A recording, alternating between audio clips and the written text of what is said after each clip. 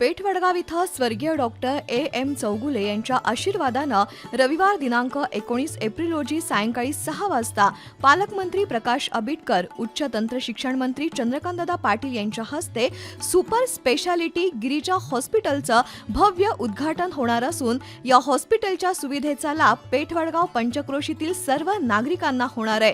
तर या कार्यक्रमास उपस्थित राहावं असं आवाहन डॉक्टर चौगुले परिवाराच्या वतीनं करण्यात आलंय।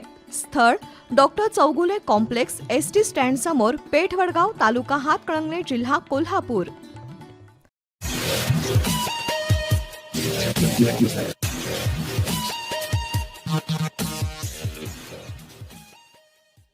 नमस्कार, मी अनिल उपाध्ये, शिवसिद्ध बातमीपत्रात आपलं स्वागत आहे। पाहूया आजची बातमी।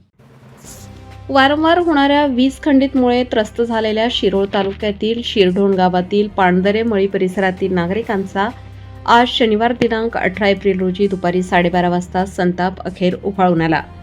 प्रशासनाचे लक्ष वेधण्यासाठी नागरिकांनी थेट धक्कादायक आणि आक्रमक पवित्रा घेत चक्क जिवंत साप महावितरण कार्यालयाच्या टेबलावर ठेवत निषेध नोंदवला।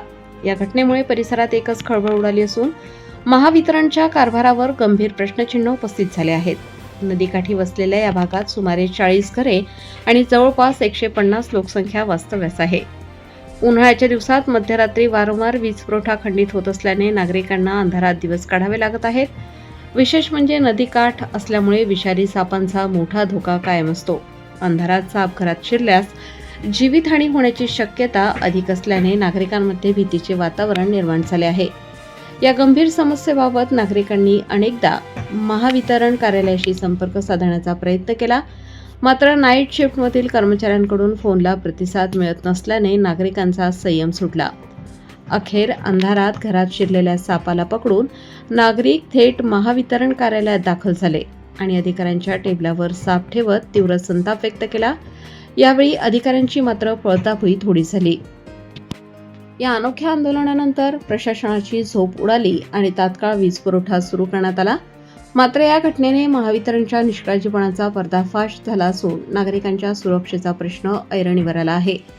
रात्री अखंडित वीज पुरवठा आणि तक्रारींवर तात्काळ प्रतिसाद मिळाला नाही तर यापेक्षाही तीव्र आंदोलन छेडले जाईल असा इशारा संतप्त नागरिकांनी दिला आहे।